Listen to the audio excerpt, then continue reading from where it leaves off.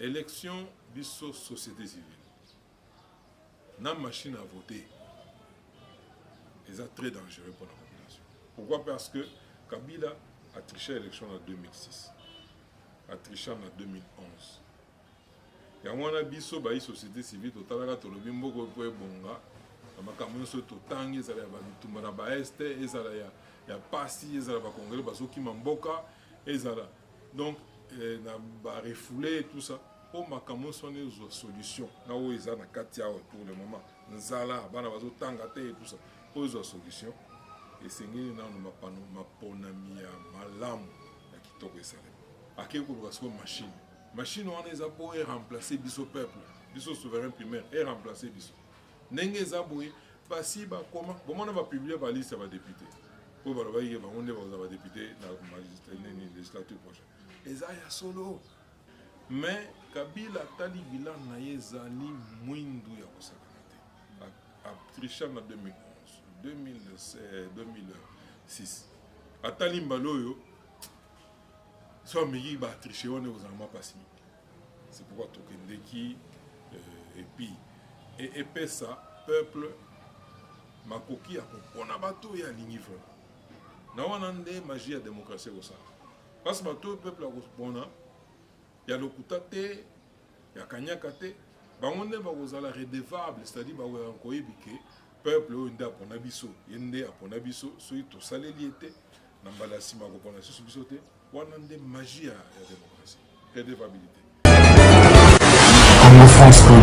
2 1 ça tourne balandi ya Congo France boyi malamu na kati ya tranche ya noto oyo tosolaka makambo etali politique ya mboka Congo bambote bisika bozwami partout dans le monde entier. Merci beaucoup l'équipe technique qui a accompagné na moni Christian Touré na montage na plus merci à mon patron Didi Dipuma lelo a invité na ngai ezali mwana mboka Christopher Ngoy azali moko ya ba candidat société civile ya mboka Congo société civile ope wapi tozoyeba te po société civile wa FCC ezali oyo aye ya mopandi yango lelo tokoyeba kosoani ya mwa makambo mo ebele na kati émission na biso ya lelo mbote na mboka tomonaki bandeko na vida nya bandano nazonga no mwa rappel ke tomonaki bandeko ya société civile oyo baboyikotaki makambo elekanaki na Katanga makambo etali makambo ya combat bino société civile oyo ya mopandi na biso oyo bosololaka na peuple bomonaki yango ndenge nini? Heureusement que vous précisez bien, nous avons porté avec nous le mot de la société civile. La société civile est le peuple. Donc, Yonga, Sobanso. Vous voyez que la société civile est le peuple au bazar conscient. Au bazar conscienté, au bazar engagé, au bazar engagé. Mais ceux qui, organisation, association, organisation de la société civile, c'est-à-dire ceux qui kati na peuple wana moko moko bameki ko s'organiser ko bongisa bien ko mi bongisa pona objectif songolo ezali kitoko mingi ezali kitoko mingi mais entre temps la société civile biso natande to vandi bo en tant que peuple bon makanisi na biso za po mutu nyonso azala bolamu mutu nyonso vivre bien tozana oyo tobengi bavaleur biloko oyo ya motuya oyo biso banso tozokanisaka ebongi soit mboka ezala bongo soit biso tozala bongo wana nde malamu nde société civile oyo biso société civile la RDC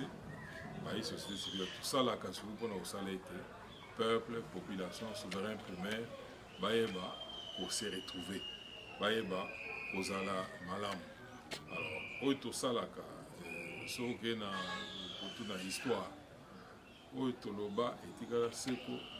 kino tozoloba lelo ata nsima tokozala te na liloba moko moko alors na Katanga bato bakendeki na forum ezali lokola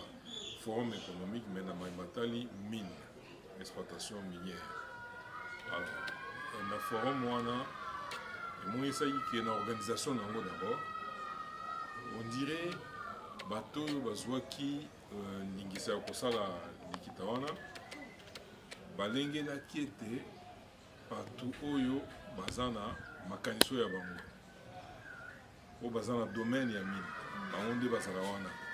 basepelaki te ntango bamonaki baexpert nyonso oyo basalaka na kati ya mine et tout ça ntango base présente kuna ekomaki mwa guru yeke koluka koekarte bango et tout ça. Dieu merci bango nyonso basanganaki balobi no soki boye tolongwe. Alors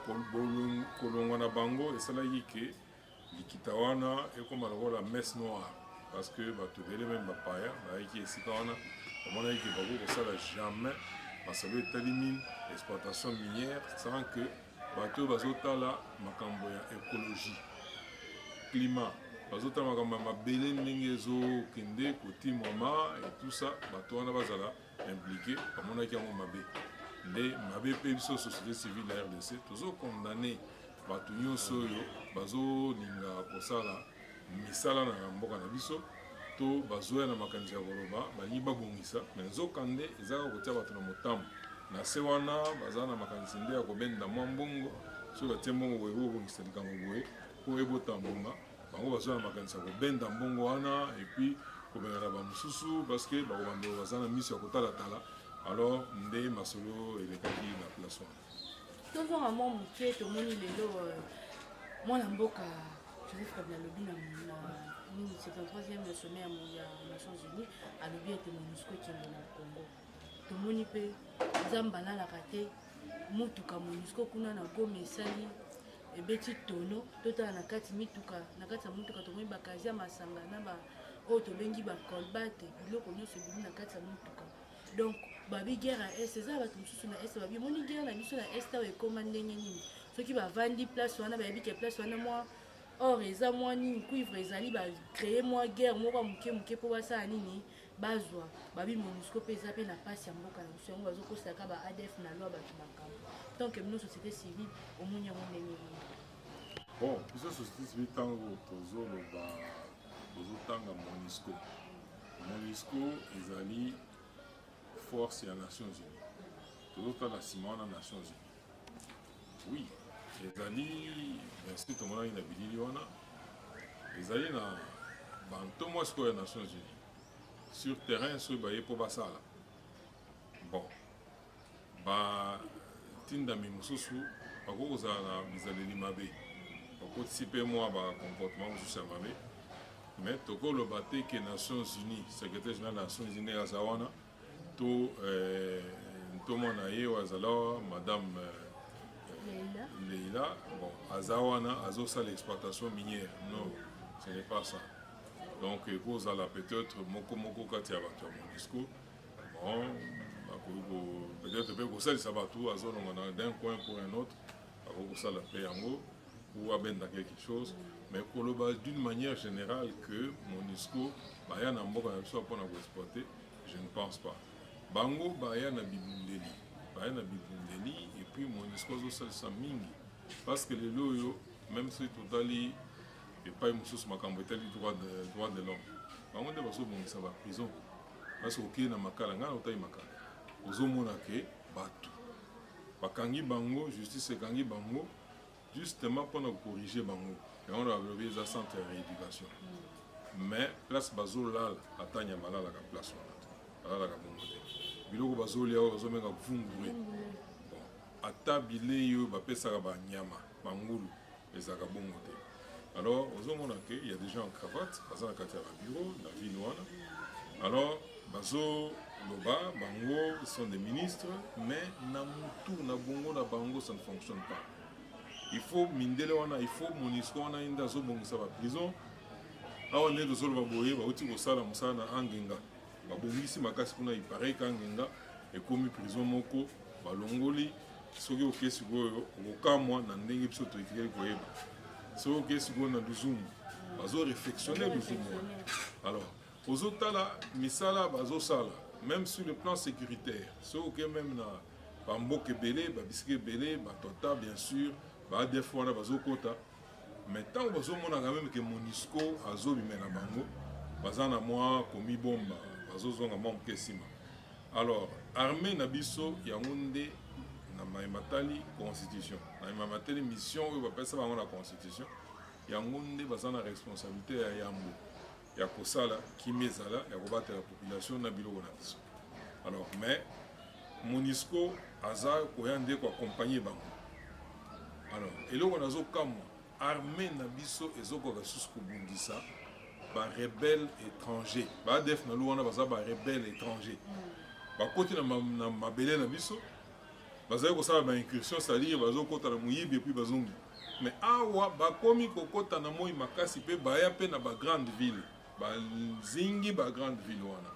armée na biso ezokoka bango te soki MONUSCO te. Bon awa madame Leila alobi en tout cas asengi biso to négocier na bato wana. MONUSCO ayebi force capacité na biso militaire, MONUSCO ye mpe ayebi mpe capacité oyo ye. Mais soki atali azotala mpe na ndenge population bazoboma chaque jour biso bayi société civile tokondima te parce que lotomo ya biso ezala nde kobatela milimo ya bato kosala ete bato baya na mokili oyo bavivre ti mokolo bakokufa mpe bakende mpa nzambe na lolenge moko ya kitoko. Alors ntango tozoyoka olamoka na ntongo boye bato bakufi pokwa boye bato bakufi mais tozokama eske l'état azali to aza te. Alors que mission ya kobatela bato kobatela milimo ya bato eza mission ya l'état, mais l'état azosala so mosala na ye te. Armée na biso bazokoka susu te, de plus en plus bazoyebisa biso ezomonisa bilembo eza ebele to banini bascandale ezobima kuna bazomona bato na biso baza na complicité na barebele wana. Alors MONUSCO na botali makambo nyonso wana parce que bayebi ke non même na kati ya armée na biso bato ebele bazali baza bainfiltré ainsi de suite. Yango wana balobi mpona kosulisa mpo kotika kosilisa mpe makambo oyo ke bato bakofaka mikolo na mikolo ezala donc bon négocier. Bon c'est un aveu d'échec mpona même MONUSCO ye moko même mpona armée na biso, c'est-à-dire baconstate ke non en tout cas kolonga bato wana d'abord ifo tozala komoko armée wana ifo ezala armée moko etintama donc mais soki eza na bainfiltré na kati ekoka te. Alors eza likambo moko ya kozwa le plus au sérieux possible, faut kozwa yango très au sérieux. Alors kosenga ke MONUSCO alongo pendant que bino moko bozokoka te barebelle étranger bakomiti koya na kati ya baville bazovanda au vu aussi de tout le monde armée na yo ezokokimisa bango te.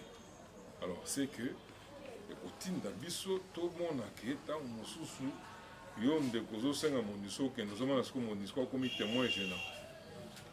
oyo armée eza infiltré okoki kosokola yango te ekona bato moko pi donc ya peto oyo bakosala mosala na ndenge olongobani. Mais yo ozosenga MONUSCO akende na ndenge biso toyebeni baza gêné na présence ya MONUSCO. So MONUSCO ameki kokende toyebi te soki kozala ndenge nini parce que même koyeba ke bakomi motango ya bato songolo ekoyeba na susu te. Alors biso tozoloba boye MONUSCO du moment que awa toza na mapona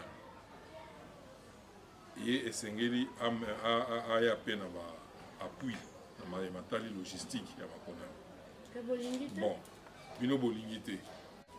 bato bazokopa chaque jour na este kuna na Beni bolingi kosisa makambo wana te. D'un côté Ebola eza wana mindele nde bazwa na bakisi na badisposition nyonso. D'un autre côté barefoule bandona biso babengani na nini na Angola likolo ya nini likolo ya bozangi kogere dossier ya Kamwina Nsapu malamu tozomona ebota trouble et puis ntango biso tobelelaki tolobaki no bomeka kogere dossier wana malamu même kotinda yango na Sénat parce que Kamwina Nsapu c'est un chef coutumier aza mpe na pouvoir aza mpe na bato bandimelaka ye mpo na ye mpe bakoki kokufa baboyaki batindi oyo tobengi na lopoto expédition punitive tomonaki bazwaki bato ya Montanga Gédéon batindi bango kuna na bato mosusu bakei koboma et tout ça population bakimi des milliers bakoti na ngona kuna mpe boyebi ata kolanda bango te mpo na kotala bakovanda ndenge nini epe kozala na masolo na Angola kotala ndenge bokoma kozongisa bango soki bolengeli ke na kozonga wana bakovanda esika nini nyonso wana ça ne vous concerne pas bato wana baza banyama baza en divagation baza na zamba et puis tango Angola pe alembi alobi no bato wana bazonga epa na bino Bon, Bozolo maintenant, après, ce qui est 2 mois, ce qui est moins de routine d'abattoir et notamment. C'est une démission. Les leurs au sein de la communauté internationale, au conseil général, comme la vision, parce que les alcool, comme on a la chambre à coucher. Mais la chambre à coucher, et l'eau connue, les avons. Tant que ces abos sont aux bombes. Peut-être. Alors, ce qui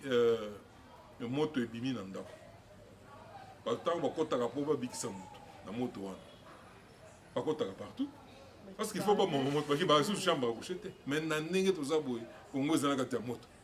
Yoko sengo non awa koko tateme moto wana et aussi sa chambre ngomba na faire la carte. Alors moi je voudrais dire que au senga mon histoire longwa na ba condition eza irresponsabilité monene. Et puis baton bazo senga c'est des gens qui n'ont plus une quelconque légitimité. Baza c'est un mandaté. Baza ka baton bazo gérer ba faire courante.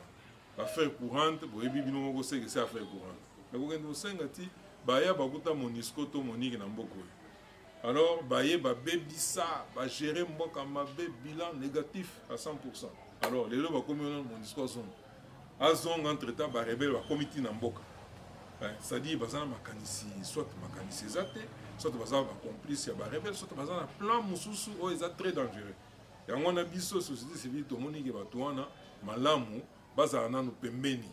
Mokili mobimbe sa biso. Biso pe ba congolais totel même makasi poto tia batwana wana.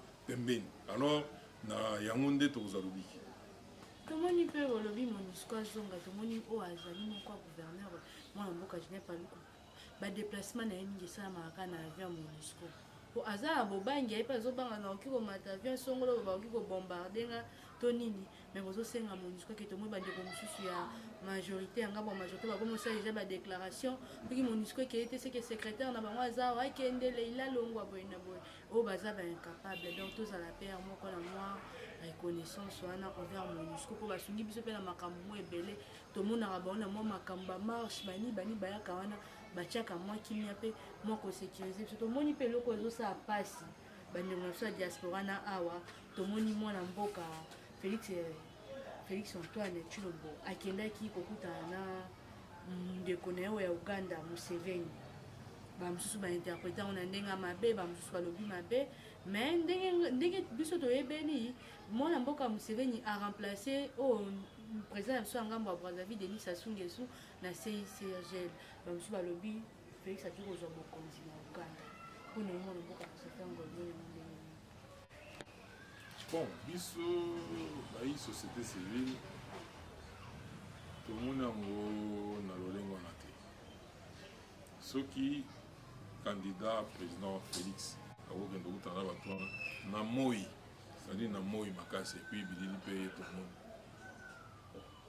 eza esengo mingi parce que asala yango de 1 na moi c'est-à-dire aza nelo babomba te de 2 oti olobake ye ndeko Kaguta Museveni a été remplacé Sassou Nguesso na CICG. Alors ça peut être eloko moko que akende pe amoni sa makanisi oyo aza nango na matali mboka ndenge efo etambola mais nga nazoyi biso eke eza na bato ebele baza na kati ya baavion butu bakendeka wana bazokutana na bato wana bazolia epi baprésident ebele ya baparti politique okaa voyageki boto na poto boye bazomona te boto na fika oyo bazomona te mais aza wapi omona abungi na radar donc même bato na ye même bamembre na ye moko maere moko bakomaka un peu dépassé bazobame tozomeka koatteindre président tozokoka te donc aza ere moko abungaka ndenge wana aza na radar abungi après akoka kobimela alors tala kaka mboka eza sérieusement infiltré. Sérieusement infiltré. Félix a infiltré. Azo Samara Moné na moi. On va voir et puis Akepe Batie Bilili et puis sur la zone qui peut boyer boluki botandre micro ko yebisabino masoni na kende Roberta na mokonzi mboka. Omona mwana mboka kinke mulonga na oyo azape candidat à maponami ya 2018 tomoni pe Gabriel Moka o azali candidat à maponami ya 2018 balobi boye bango pona bango opposition bazoko ambrier biso bango balingi candidat comme bango bamoni eza mwana mboka Félix Antoine Tshilombo parce que ye a travaillé na ye na Kabila te alia mbongo mutu te aza maboko pembe bango moko ba confirmer yango pona bino société civile besoin yango ndenge nini biso tozokama d'abord na ndenge masolo yango ya candidat unique ezotraîner. Pour candidat unique ayebani. Je ne sais pas pourquoi ils ont traîné par l'excellent candidat unique. Bon. Les loyaux, est-ce qu'il faut vraiment démontrer tout ça la mathématique pour envoyer banquet? Dans dengue bangos bazawana de un parti où il y a des bossons en beaucoup c'est le des où ils ont le code vrai parti ils ont fonctionné ils ont des membres ils ont des touristes ils ont des lots que tout ça besoin il y a boy ils ont des membres ils ont des azui moi meilleur pour les qui allaient sabat sinabana et puis côté na parti à investir mais tandis que la partie musu c'est le sens inverse babayer des fonds on est basé au ça la population est comme la corruption ngonga ebele bozomona même ba promesse ya ono ceux qui tozui pouvoir topé sabino misala ngomba musu pe bazui pouvoir ba bazala pouvoir lelo au moment na bakomi ko engager batu bazana qualité qualification on a été bazotia bango na ba société ya taille alors c'est-à-dire vous constatez que ce n'est pas des partis politiques les abattements au sala moi comme na alors ceux qui sont voilà au ben d'abatou que baton va s'afficher ceux qui s'afficher alors voilà tout ça moi batou donc ba montage moi au salanaté au moins même na ba réunion sous temps bokende vous a passé ça au monde na bozozo ba position moi bozo ben da moi et bimake moi bilili na bilili on a que moi batou basala qui donc souffrance c'est amaka c'est pas na bino na zo féliciter ba caméraman na bino na gérer basala mais boté ouais ba que le parti au biso toyebi au peuple congolais il était tout à fait normal que ce qu'il y a Koufi, Congrès a eu des fesses pour Boni Félix, depuis longtemps. Parce que ça n'a pas qualité. Il y a Kamba, c'est un bon diplomate et tout ça. Alors, maintenant, tout le monde a traîné Tilelo et ceux qui bandent pour Gabriel Mokia. Bato mususu bande mususu lokola bakinke mulumba o toyebi bien que baza na ngambo kuna basigna pacte ya FCC bazo reconnaître quand même que non c'est totalement malamu kuna mtombuma wana eza malamu alors biso tokobetaka maboko peuple aza réconforté na banini ba option wana baza réconforté mais tolingi toloba boye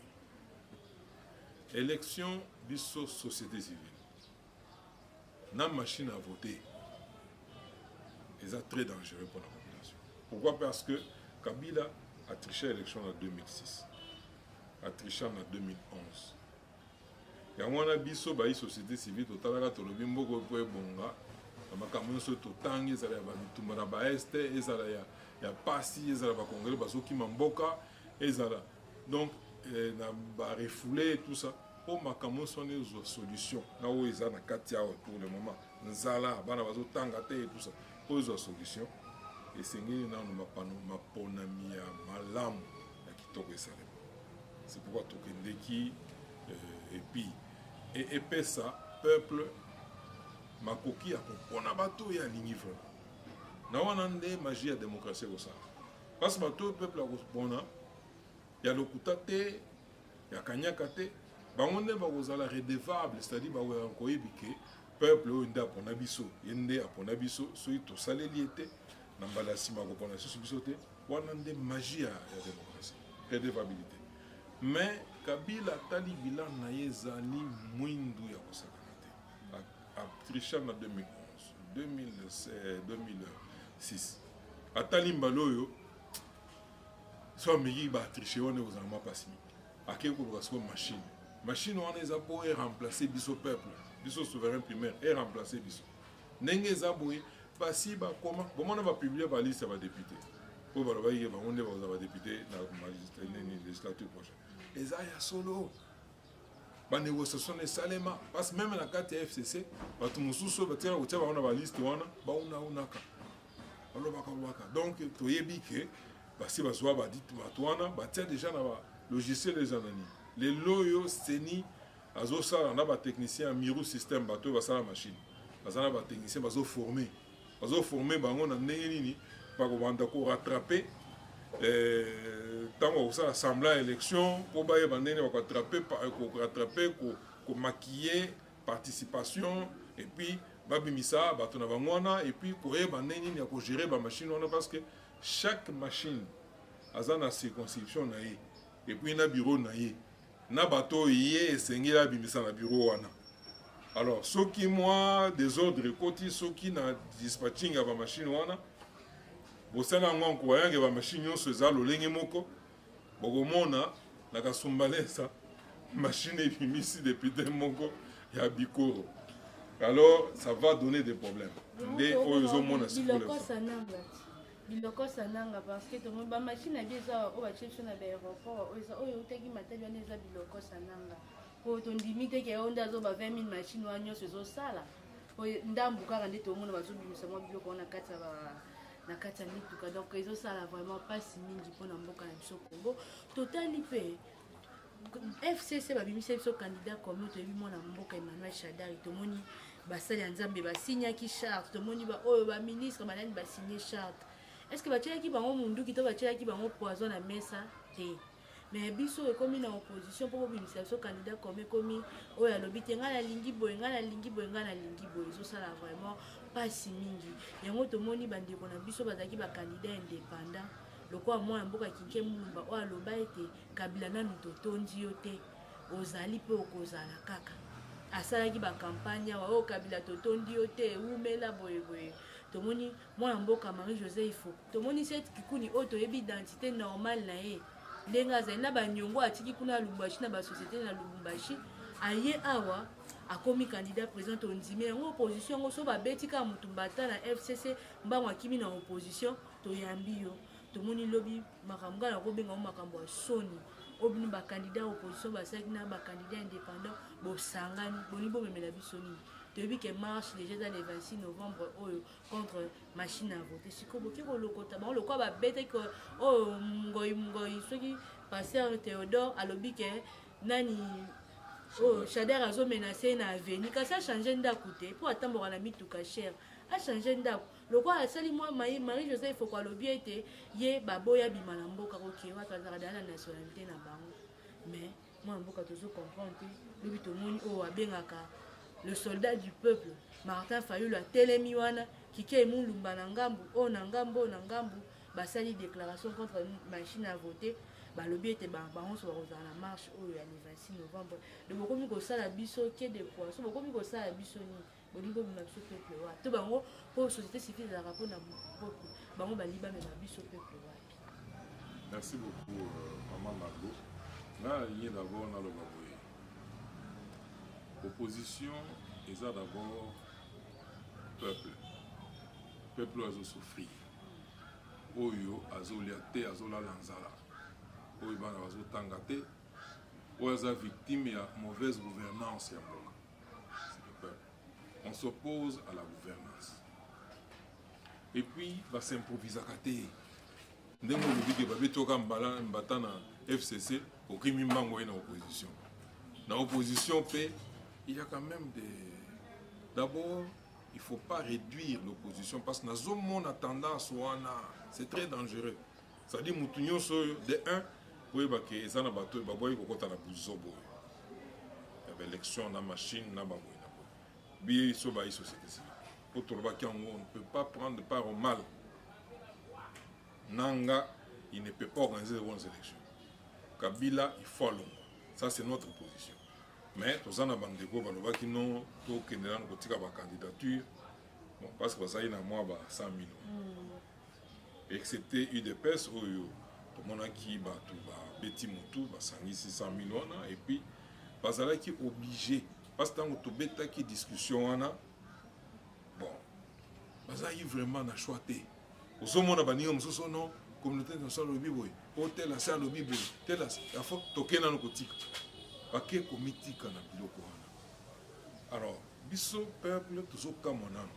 de un biso toboyi kota na buzoba wana parce que tozomenga o buzoba nanga ne peut jamais ne pourra jamais organiser de bonnes élections dans ce pays parce que aza mutu ya majorité. De deux machine wana eza prévu te na constitution na accord ya Saint-Sylvestre na loi électorale na calendrier électoral nulle part. Et ça illégal. Donc quand on a l'élection, un schéma illégal. Donc, 2-3. Koloba que opposition et ça, n'importe qui, ou qui 100 000 $. C'est où tu wapi, tu éviter. Parce qu'à 100 000 naïe, à qui alors